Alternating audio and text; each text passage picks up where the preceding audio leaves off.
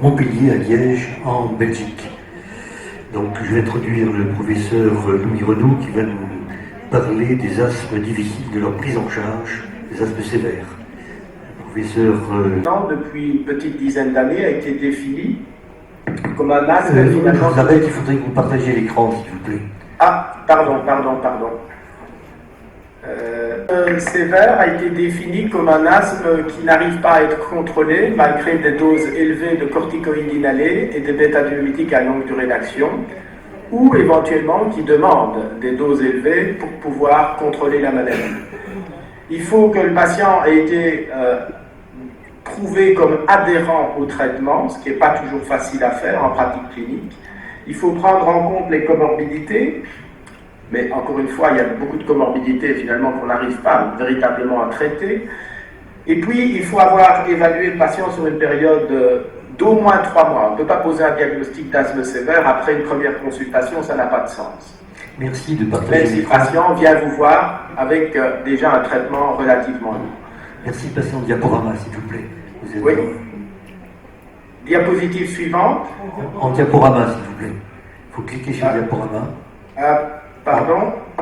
Qui est souvent citée, qui est une étude qui date de 2015, qui est intéressante parce qu'elle a été très systématique. C'était une étude en population hollandaise et qui s'est attachée à définir les patients qui avaient en fait une haute intensité de traitement. Donc ils ont repris dans des bases de données les gens qui recevaient des hautes doses de corticoïdes inhalés et des LABA, qui n'avaient pas d'histoire tabagique significative et qui avaient rapporté eux-mêmes un diagnostic d'asthme ou éventuellement de BPCO. Ils ont accepté la BPCO dès lors qu'ils avaient exclu les gens qui avaient une histoire tabagique significative, et vous savez que beaucoup d'asthmatiques sévères évoluent vers ce qu'on appelle une BPCO fonctionnelle.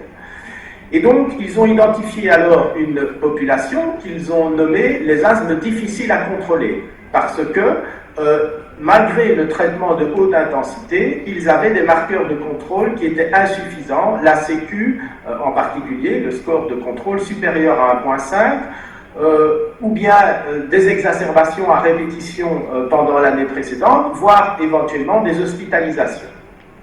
Ou bien encore des gens qui nécessitent des corticoïdes systémiques pour être contrôlés. Et puis ils ont été un cran plus loin.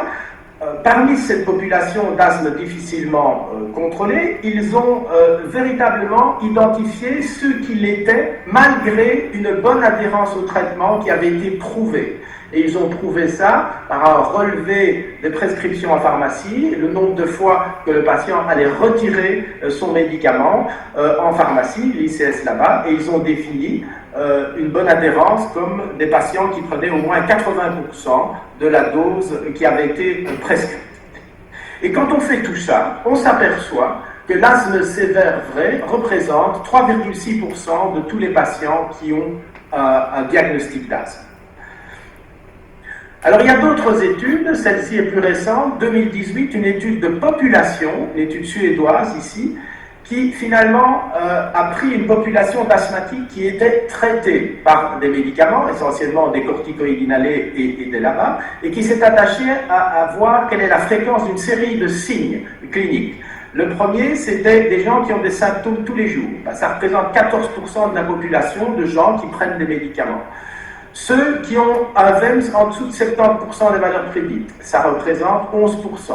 Ceux qui utilisent des médications de secours tous les jours, ça représente 11%. Ceux qui ont des symptômes au moins une fois par semaine, ça représente 11%. Et ceux qui, sur la dernière année, avaient dû aller dans un service d'urgence ou bénéficier de cures de corticoïdes systémiques, ça représentait 9%. Et donc ils disent, il y a au moins 36% de la population asthmatique, finalement, qui a un signe de malade assez sérieux. Maintenant, si on combine, si on exige qu'il y ait 2 signes présents, au moins, on arrive à un taux de 13%. Vous voyez qu'ici, évidemment, la définition est moins stricte parce qu'on ne sait pas assurer de la bonne compliance au traitement. Et si on ne fait pas ça, on a des taux d'asthme sévère qui sont plus élevés. Toujours tiré de cette même étude suédoise, vous avez ici les gens qui ont le score ACT chez les gens qui n'ont pas de signe de sévérité tels qu'ils avaient été définis, ceux qui ont un signe ou ceux qui ont 2 signes de sévérité, et de façon non surprenante, vous voyez que l'ACT diminue, le contrôle de l'asthme devient moins bon quand les patients expriment qu'ils ont plusieurs signes de sévérité. Alors une chose intéressante ici, dans les graphes, ils se sont attachés aux différents types de symptômes. Il n'y a pas beaucoup d'études qui vont en détail sur les symptômes. Et vous voyez ici que eh bien, les gens qui ont plusieurs signes de sévérité, généralement, ont toujours plus de symptômes, sauf pour un. Donc c'est vrai pour la toux, c'est vrai pour la production d'expecto, c'est vrai pour la toux du matin, c'est vrai pour l'obstruction nasale, la rhinorrhée, mais ce n'est pas vrai pour l'histoire de rhinite allergique qui apparaît moins fréquente chez les gens qui ont moins de symptômes. Bien entendu, les gens qui ont une histoire de BPCO ont BPCO fonctionnel ont plus de symptômes. Alors, vous savez que le poids financier de l'asthme sévère, il est important, c'est ça qui coûte cher, donc c'est un vieux graphique que j'ai repris d'un traité. C'est simplement pour vous dire, les asthmes sévères, ça représente une minorité des patients, mais en termes de coût, ça représente beaucoup, et avec l'avènement des biothérapies, on en reparlera, c'est de plus en plus vrai. Alors, comment on met au point un asthme sévère? Je pense qu'il faut faire très attention aux caractéristiques démographiques, et en particulier au tabagisme. Il y a beaucoup d'asthmatiques qui fument. Tabagisme et le BMI, c'est des choses auxquelles il faut faire attention, j'y reviendrai sur le BMI. La mesure de l'inflammation bronchique, pour moi, est quelque chose qui doit être fait, même si ce n'est pas nécessairement facile, mais aujourd'hui, à mon sens, on ne peut plus prendre en charge un asthme sévère si on ne va pas voir l'inflammation des voies aériennes. Les paramètres sanguins, j'y reviendrai. Le scanner thoracique, c'est souvent utile quand même pour exclure des comorbidités, pour voir quand il y a des maladies de système, et un bilan ORL. Alors l'inflammation des voies aériennes, on peut la mesurer par la technique des expectorations induites, et donc on a fait ici une analyse dans le registre belge de l'asthme sévère, et vous voyez que la plupart des asthmatiques sévères qui correspondent aux définitions sont des patients qui ont beaucoup d'éosinophiles dans les bronches, 55%, plus les 6% qui ont à la fois des éosinophiles et de neutrophiles en quantité accrue. Donc de façon claire, la maladie asthmatique sévère est une maladie à dominante éosinophilique. Vous voyez que si on prend une population générale d'asthmatiques, la proportion d'asthmatiques éosinophiliques est un peu moindre, 41% plus 3%, ça fait 44%. Donc si vous prenez une population générale, sans cibler particulièrement les asthmatiques sévères, vous avez un taux d'éosinophiles, une proportion de patients éosinophiliques qui est un peu plus basse. Alors, on peut approcher l'éosinophilie des voies aériennes par une technique qui est tout à fait non invasive. C'est vrai que le sputum, c'est sans doute l'idéal parce qu'il vous permet aussi de regarder ce qu'il y a comme neutrophile. Mais il y a la technique du NO exhalé qui est quelque chose qui est de plus en plus utilisé, même si elle n'est pas remboursée dans la plupart des pays européens. Et donc, c'est une technique qui permet en l'espace d'1 minute de mesurer un gaz, le monoxyde d'azote, dans l'air exhalé. Et ce monoxyde d'azote, il est en général corrélé de façon assez forte, même si en biologie les corrélations parfaites ça n'existe pas, il est corrélé de façon assez forte avec l'éosinophilie. Et nous avions pu déterminer ici dans cette étude des seuils de NO qui vous permettent de dire qu'il y a des éosinophiles dans les bronches, et vous voyez que le meilleur seuil, c'est-à-dire le meilleur compromis entre la sensibilité et la spécificité, c'était aux alentours de 40 ppb. Ça, c'est pour les voies aériennes, donc le sputum, ou bien la valeur du NO exhalé. Et puis alors le sang. Le sang, ce qu'on ne peut plus ne pas mesurer aujourd'hui, c'est le taux d'éosinophiles circulant. Et ce taux d'éosinophiles circulant, il est en général aujourd'hui réparti en catégories, avec des seuils qui ont été identifiés. Et dans la littérature, généralement, on parle du seuil de 150 et du seuil de 300. Alors j'ai repris ici dans la diapositive aussi le seuil de 400. Et donc ça, c'est tiré aussi du registre belge de l'asthme sévère. Et vous voyez que vous avez, par exemple, 36% des patients qui ont plus de 400 et 13% des patients qui ont plus de 300. Donc si vous combinez 36 et 13, eh bien ça vous fait 49. Donc une moitié de la population du registre belge de l'asthme sévère a un taux d'éosinophile supérieur à 300 par microlitre, ce qui est intéressant pour l'initiation d'une biothérapie par anti-L5. vous voyez que même ceux qui prennent des corticoïdes systémiques, il y a aussi beaucoup de gens qui ont beaucoup d'éosinophiles dans le sang, donc il y a vraiment une population là, qui semble avoir un asthme qui résiste aux corticoïdes systémiques. Alors les IgE aussi, on ne peut pas ne pas les mesurer, donc les IgE, encore une fois, données du registre belge de l'asthme sévère, vous avez la distribution du taux des IgE qui sont classés ici en 4 catégories, même 5 catégories avec ceux qui sont au-dessus de 1500. Et vous savez que les études, j'y reviendrai, qui ont validé l'anti-IgE, dont vous disposez maintenant, je pense, au Maroc, eh bien, ont essentiellement étudié des patients qui étaient situés entre 30 et 700 KU par litre d'IgE, et donc vous voyez que ça représente une bonne fraction, hein, donc pratiquement 68% des patients que nous avons dans le registre de l'asthme sévère sont entre 30 et 700 KU. Alors l'allergie, on met au point un asthme sévère, est-ce qu'il faut l'allergie, est-ce qu'il faut l'investiguer? Ben oui, sûrement. Et donc vous voyez ici que la majorité des asthmatiques, parce qu'on entend parfois dire que l'asthme sévère n'est pas un asthme allergique, ce n'est pas tout à fait vrai. Il y a des asthmes sévères, bien sûr, qui sont non allergiques, incontestablement, mais vous voyez que la majorité des patients du registre ici, belges, sont toujours quand même avec une composante allergique. Ça ne veut pas dire nécessairement que c'est le mécanisme allergique sous-jacent qui est à l'origine de l'expression des symptômes, ça c'est une autre histoire, mais ici, l'atopie avait été définie par la présence d'IgE spécifiques ou des tests cutanés positifs, ben vous voyez que la majorité des patients sont positifs. Alors le scanner, pourquoi le scanner? Ben parce que vous avez parfois des bronchectasies qui peuvent être associées à de l'asthme, et vous connaissez la forme particulière, la BPA, hein, où on peut avoir des bronchectasies proximales, et puis parfois des bronchocèles, hein, des bronches qui sont absolument chargées de mucus. Donc c'est quelque chose que l'on rencontre de temps en temps. Ça représente, suivant la littérature, quand on lit, quelque chose comme 1 à 2% de l'ensemble des malades qui ont un asthme. Et c'est un peu plus fréquent dans les asthmes sévères. Alors on peut aussi avoir, plus rarement encore dans des asthmes sévères, des vascularites, hein. Le GPA, ce qu'on appelait anciennement la maladie de Church-Strauss, hein, qui va associer des infiltrats pulmonaires avec une hyperéosinophilie sévère, et souvent les infiltrats, la maladie de système, se révèlent quelques années après l'évolution de l'asthme. Alors tout récemment, il y a un bel article qui vient d'être publié dans Chess, je crois qu'il est toujours in press, et qui fait un peu le bilan sur la façon dont il faut prendre en charge, investiguer un patient asthmatique sévère. Et ce graphique-ci reprend un petit peu ce que je vous ai dit. Donc vous avez ici les asthmes, on va dire, difficiles à contrôler, et puis le cercle un peu plus petit, ce sont les vrais asthmes sévères, chez qui on s'est assuré que l'adhérence au traitement était bonne, qui utilisaient correctement leur médication. Et puis de plus en plus, on les sépare maintenant en T2 low et T2 high, c'est-à-dire, dans le T2 low, on va y mettre des gens qui ont des blood eos count en dessous de 150 par microlitre, qui ont des sputum éosinophiles en dessous de 2%, et qui ont un NO en dessous de 25 ppb. À l'inverse, le groupe T2 high est plutôt le groupe dans lequel l'éosinophilie est au-dessus de 150, le sputum éosinophile au-dessus de 2% et le FeNO au-dessus de 25. Dans notre expérience clinique, je dirais en Belgique, il semble quand même que ici c'est réparti de façon équitable, que les asthmes T2 high semblent un peu plus fréquents. Mais je vous dirais qu'il y a un papier tout récent qui vient de sortir dans la revue européenne, l'étude Novelty. Vous pouvez aller la consulter, je pense qu'elle est en libre accès.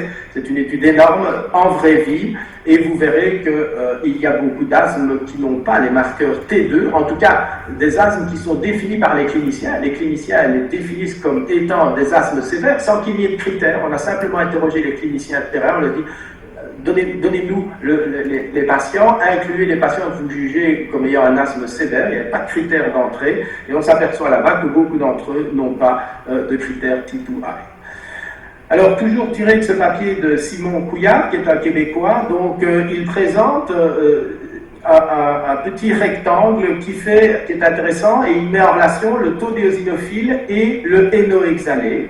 Et il dit que c'est ceux qui ont les taux les plus élevés d'éosinophiles, combinés avec un NO exhalé le plus élevé, donc le carré, le rectangle rouge ici à droite, qui présente le plus grand risque de faire des exacerbations. Donc ils définissent deux composantes, si vous voulez, la composante systémique et éosinophilique, et puis à côté de ça, la composante des voies aériennes, qu'ils apprécient avec la mesure du FeNO, et ils démontrent dans d'autres publications, le même groupe démontre que quand le NO est élevé, ben souvent toutes ces cytokines-là sont à l'œuvre au niveau des voies aériennes. Alors les comorbidités, donc très important de les prendre en compte, et en numéro 1, l'obésité. Et je vais y revenir. Il faut prendre en compte aussi la dépression, les rhinocynusopathies chroniques, la dysfonction des cordes vocales et bien sûr les bronchectasies, j'en ai déjà parlé, qui peuvent aggraver le tableau clinique des asthmatiques. Alors l'obésité, je me permets d'insister parce que dans ma pratique clinique, et c'est tellement vrai, je trouve, et pas uniquement dans ma pratique clinique, mais dans d'autres pays, et en particulier dans les pays anglo-saxons où il y a un taux d'obésité relativement élevé. Vous avez cette étude américaine avec 10 000 personnes ici, et vous voyez que les gens qui ont un excès de poids, donc BMI supérieur à 25, ou bien qui sont obèses, BMI supérieur à 30, eh bien, ont plus de chances de surconsommer des bêta-2, d'aller à l'hôpital, de prendre des cures de corticoïdes par voie orale.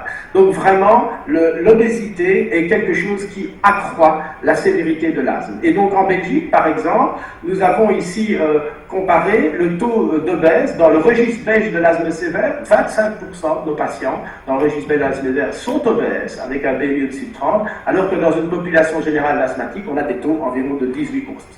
Et ceci, c'est un papier récent qui fait une analyse de tous les registres européens d'asthme sévère, et vous voyez que le BMI moyen chez les asthmes sévères est très souvent, pratiquement toujours, entre 25 et 30, sauf en Angleterre où il est franchement au-dessus de 30. Donc la majorité des asthmatiques sévères au Royaume-Uni sont obèses. Donc c'est vraiment quelque chose qu'il faut bien avoir à l'esprit parce qu'il est évident qu'on ne réglera pas tous les symptômes de l'obésité par des médications anti-asthmatiques. Alors les traitements biologiques, donc maintenant c'est un peu ce qu'il y a de nouveau dans les traitements de l'asthme sévère, et donc on se situe ici dans le step 5 du GINA, vous savez, des gens qui n'arrivent pas à être contrôlés malgré des ICS et des LABA, des ICS à forte dose associés avec des bêta-2 à longue durée d'action. Alors on peut avoir recours au tiotropium, on peut avoir recours à l'anti-GE, je vais y revenir, on peut avoir recours à l'anti-interleukine 5, mais je sais que vous ne l'avez pas encore pour l'instant au Maroc. Vous verrez quand vous pourrez en disposer que ce sont des molécules extrêmement intéressantes, et on pourrait y rajouter les anti-IL4, IL13, dont nous ne disposons pas encore non plus en Belgique, mais qui sont déjà disponibles dans de nombreux pays européens. Alors, ce fameux champ des biologiques dans l'asthme, c'était quelque chose d'assez passionnant et d'assez fascinant.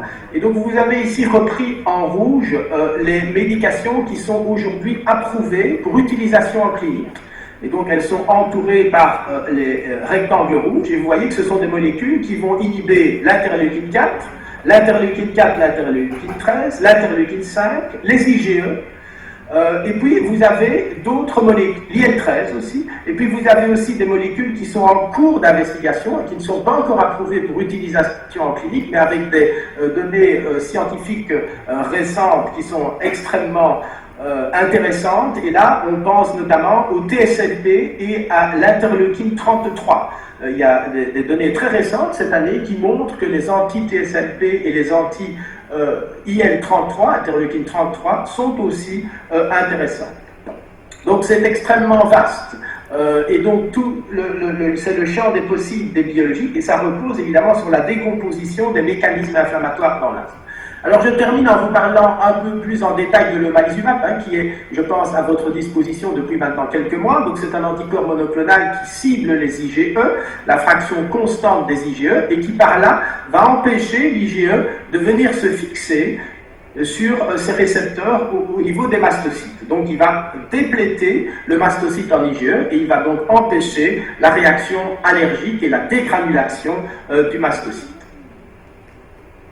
Alors, qu'est-ce qu'on peut attendre de ces produits-là? Il y a une étude pilote, il y a deux études clés qui ont permis aux produits de passer la rampe et d'être utilisés en clinique. Ce sont ces études-ci, l'étude Innovate de Marc Humbert, qui a été publiée en 2005, il y a une petite erreur, c'est 2005, pas 2004, l'étude européenne, et puis de l'autre côté, vous avez l'étude américaine d'Anania, publiée en 2011. Et vous voyez que l'utilisation de ces médications, de l'anti-IgE, qui s'administre parfois sous-cutanée, une fois par mois, permet de réduire la fréquence des exacerbations d'asthme, et en particulier des exacerbations sévères, c'est-à-dire des situations dans lesquelles l'asthmatique est conduit vers un service d'urgence ou à l'hôpital. Donc incontestablement, on a un impact quand on ajoute de l'omalizumab, un anti-IgE, au traitement déjà pris par ICS à haute dose et là-bas. Chez des patients qui sont des asthmatiques allergiques, avec une sensibilisation à un allergène perannuel et dont le taux d'IgE est situé entre 30 et 700, taux d'IgE total. Alors, est-ce qu'il y a un facteur indicateur qui permet de prédire que le traitement va être très efficace ou pas? Alors, vous lirez dans la littérature que l'IgE n'est pas un bon facteur prédictif. Je crois que ce n'est pas tout à fait vrai. Et si vous reprenez cette méta-analyse de Bousquet, publiée en 2007, un peu après la sortie des premières grandes études anti-IgE, vous verrez que quand même, l'efficacité en termes de réduction des exacerbations est clairement supérieure quand vous avez des taux qui sont au-dessus de 76. Vous voyez que si vous ciblez les gens qui sont avec des taux d'IgE relativement bas, les études avaient pris des patients dont les taux allaient de 30 à 700, eh bien vous voyez que sur les exacerbations, il faut avoir un taux au départ de 76 pour avoir un effet significatif. Si vous ciblez une autre variable, la variable du Vence par exemple, ben vous voyez que ce sont les patients qui ont des taux d'IgE au-dessus de 274, finalement, qui ont des effets assez substantiels sur l'amélioration de la fonction respiratoire, phénomène qu'on ne va pas retrouver chez les patients dont le taux est inférieur. Alors, une étude intéressante aussi qui est sortie, parce que vous savez, en clinique, vous le savez sans doute, si vous mesurez les IgE chez vos patients, il y a des gens qui ont des IgE élevés, mais qui n'ont pas d'atopie, c'est-à-dire qui n'ont pas des IgE sensibilisés à l'égard des pollens, à l'égard des poussières domestiques, à l'égard des moisissures. Je ne sais pas les aéroallergènes que vous avez au Maroc qui sont les plus prévalents, mais chez nous en Europe occidentale du Nord, c'est les moisissures, les animaux domestiques, les pollens de graminées et bien sûr les acariens. Donc il y a des patients qui ont des IgE élevés et qui n'ont pas ça. Eh bien, dans cette étude, Garcia, donc de Paris, montre que, en fait, c'est un intérêt aussi de traiter ces patients-là, asthmatiques, s'ils ont des IgE élevés et qu'ils sont non atopiques. Et mais nous n'avons pas l'indication, par exemple, pour traiter les patients en Belgique, de ce type de patient-là. Donc je ne peux pas parler de mon expérience à ce sujet-là, mais je trouve que cette étude est intéressante. C'est un anti-IgE, donc finalement il cible les IgE et pas uniquement les IgE liés à des phénomènes d'allergie. Donc il paraît rationnel de penser effectivement que si un patient a des IgE totales élevées, ben, ça vaut la peine probablement d'essayer d'inhiber l'activation que les IgE pourraient donner sur les mastocytes des muqueuses.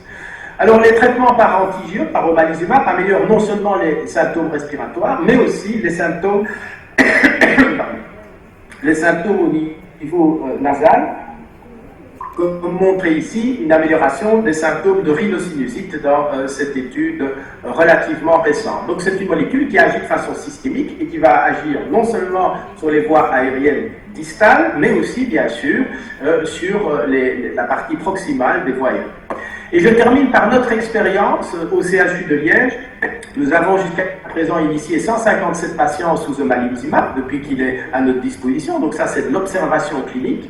Nous sommes obligés par les compagnies, les mutuelles, les compagnies d'assurance de soins, de faire une évaluation après 16 semaines, parce que les études montrent qu'après 16 semaines, on a déjà un feeling de savoir si le traitement est utile ou pas, par une appréciation de la réponse clinique. Alors, je reconnais que le critère pour apprécier la réponse clinique est très vague, et c'est le fameux GT, G-E-T-E, donc, et on demande en fait au clinicien si la réponse est très bonne, elle est moyenne, elle est mauvaise, ou elle est catastrophique. Et donc, si la réponse est bonne ou très bonne, mais il n'y a pas de critères précis. Au début, quand nous avons eu le médicament, on nous a imposé la QLQ de Juniper avec un delta de 0,5, et puis ils ont retiré ce critère-là, je ne sais pas pourquoi, pour se contenter uniquement du GT. Toujours est-il que dans notre expérience, 3/4 des patients passent le premier cap. C'est-à-dire que chez 3/4 des patients, on a vraiment le sentiment qu'il y a quelque chose qui a changé, le patient est content de son traitement et il semble aller mieux. Et vous voyez ici, on a des patients qu'on a suivis déjà depuis de nombreuses années. On réduit de façon très nette la fréquence des exacerbations qui sont définies par des prises de corticoïdes systémiques. Et non seulement nous réduisons la fréquence des exacerbations, mais nous améliorons le contrôle symptomatique, nous améliorons le VELS, nous améliorons la qualité de vie et nous réduisons la valeur du NO exhalé, dont je vous ai dit qu'il était un marqueur d'inflammation éosinophilique des voies aériennes. Donc, l'omalizumab permet non seulement de réduire les exacerbations, mais d'améliorer le contrôle au quotidien de la maladie asthmatique et probablement en partie en réduisant les phénomènes inflammatoires et éosinophiliques au niveau des voies aériennes. Parce qu'au niveau du sang, vous voyez ici qu'on n'arrive pas à diminuer le taux des éosinophiles du sang de façon très significative, alors que les éosinophiles des voies aériennes mesurés dans le sputum peuvent être diminués par la prise d'omalizumab. Donc je pense que l'omalizumab, pour moi, ça a été effectivement une percée significative dans la prise en charge du traitement des maladies allergiques des voies aériennes, c'est incontestable, ça a été le premier biologique appliqué dans l'asthme. Il est évident aussi que la façon dont on administre le médicament en piqûre a un côté aussi magique pour le patient et ça contribue certainement à l'amélioration de la qualité de vie que le patient ressent quand il prend son traitement. Mais je pense aussi qu'il y a vraiment, mais ça, les études n'ont pas été faites en suffisante, une possibilité de déborder sur des gens qui sont des non-allergiques mais avec des IgE élevés. Alors ça, c'est un schéma, évidemment, qui ne vous concerne peut-être pas tout de suite, mais qui vous concernera bientôt quand vous aurez les anti-L5. Comment est-ce qu'on choisit entre les anti-IgE et les anti-L5 ? Si on a un asthme allergique à un allergène perannuel, on donne priorité à un anti-IgE, c'est la partie gauche du graphique. Si on n'a pas le contexte allergique, et surtout si on a beaucoup d'éosinophiles dans le sang, et chez nous en Belgique, le taux a été mis à 300, eh bien on s'oriente plutôt vers un traitement par anti-L5. Si le traitement par anti-IgE n'est pas suffisant, après 16 semaines, on a la possibilité de switcher vers un autre type de traitement, pour autant que le taux d'éosinophiles soit élevé. Parce qu'il y a des asthmatiques allergiques, évidemment, qui ont à la fois des IgE élevés et des éosinophiles élevés. Et c'est ma dernière diapositive, avant la conclusion, c'est pour vous dire, je ne vous ai parlé que de l'anti-IgE et un peu de l'anti-L5, mais il y en a beaucoup d'autres qui ont été testés et qui ont été abandonnés par inefficacité. Donc c'est une période un peu fascinante, c'est l'immunopharmacologie de l'asthme. Et donc vous avez ceux qui ont été validés comme étant efficaces en clinique, l'anti-IgE, l'anti-L5, les anti-L5 récepteurs et les anti-L4 IL-13. Alors, il y en a d'autres qui viendront peut-être en clinique, et on pense à l'anti-TSLP certainement, peut-être l'anti-L33. L'anti-L23, ça a été tout récemment publié dans le New England, et c'est intéressant, ça donne des résultats défavorables. C'est-à-dire que les gens vont moins bien quand on leur donne l'anti-L23, qui est un remarquable médicament pour améliorer la maladie de Crohn et le psoriasis, et qui, dans l'asthme sévère, fait plus de tort que de bien. Donc ça nous rappelle quand même que toutes ces molécules qui manipulent le système immunitaire, eh bien, il faut les suivre avec attention, parce qu'elles peuvent avoir des effets contraires à ce que l'on aurait pu attendre. Conclusion, l'asthme sévère représente environ 3 à 5% des patients asthmatiques. L'exploration doit s'attacher à déterminer le phénotype inflammatoire. L'inflammation est souvent de type éosinophilique dans les voies aériennes chez les asthmatiques sévères. Une composante allergique est associée chez la majorité des patients sévères. Les comorbidités doivent être prises en compte, et je pense en particulier à l'obésité, c'est très important. Et les traitements biologiques représentent une vraie percée dans la prise en charge de l'asthme sévère, parce qu'ils vont permettre d'alléger la charge en corticoïdes systémiques, d'où vous connaissez tous les effets secondaires un peu catastrophiques. Voilà, je vous remercie. Merci beaucoup, professeur Louis. On va avoir le temps de 2 questions. Est-ce que quelqu'un a une question à poser dans l'assistance ? Maintenant que ça se dit, qu'il y a des décisions de questions, je vous dis question de physiologie. Vous avez parlé de... Sévère, entre autres, c'est de diminuer la corticothérapie orale. C'est ça. Donc, c'est l'objectif. Donc, on est abouti avec les anti-IL5, mais pas avec le omalizumab, parce que je pense qu'on n'a pas inclus les gens qui étaient sous corticothérapie dans les traitements par le omalizumab. Maintenant, il y a une partie de patients d'asthme sévère qui sont dans chevauchement entre l'asthme allergique et eosinophilie, l'asthme allergique et eosinophilique. Donc, il y a une étude, je pense, qui est lancée en comparant le omalizumab à l'anti-L5. Une dernière... Merci. Les anti-L5 ont eu des réductions d'exacerbation sévère dans les études généralement de 50%, alors que le omalizumab, on est à 25%, par des prises de corticoïdes ou des admissions à l'hôpital. Alors l'étude à laquelle vous faites référence, effectivement, c'est l'étude, on la mène un peu en Belgique pour le moment, mais je dois vous avouer qu'elle n'avance pas très rapidement, mais c'est l'étude prédictumab, vous avez raison, parce qu'il y a un chevauchement. Il y a tout à fait un chevauchement. Nous avons beaucoup d'asthme allergiques, évidemment, qui ont des éosinophiles en quantité élevée, bien entendu, dans le recrutement. Voilà, une autre dernière question. Dans les bronchodilatateurs longue durée d'action, il y a le formoterol et le salbuterol, mais il y a aussi l'indacatérol. Est-ce qu'il a une place dans l'asthme sévère? Et d'autre côté, pour Oui, bien sûr. de l'autre côté aussi, il y a le glycopyrronium. Est-ce qu'on peut Oui. l'introduire aussi dans l'asthme sévère? Le glycopyrronium, le formoterol et de la mométasone. Et donc, oui, nous pouvons l'introduire évidemment dans l'arsenal thérapeutique du patient asthmatique sévère. Alors, les études avec les anticholinergiques à longue durée d'action ont été surtout validées chez les gens qui ont une obstruction résiduelle, hein, malgré les ICS là-bas, à bonne dose, et qui gardent encore une réversibilité. Hein. Quand vous regardez les critères de départ des patients qui ont été inclus dans les études, ce sont des patients qui ont une fonction vraiment assez abaissée et une grande réversibilité encore. Et on vous applaudit. Et on espère vous avoir au Maroc le plus vite possible. Oui, je suis désolé, c'était pas prévu, je tombe malade maintenant. Voilà, bonne fin de congrès. Merci.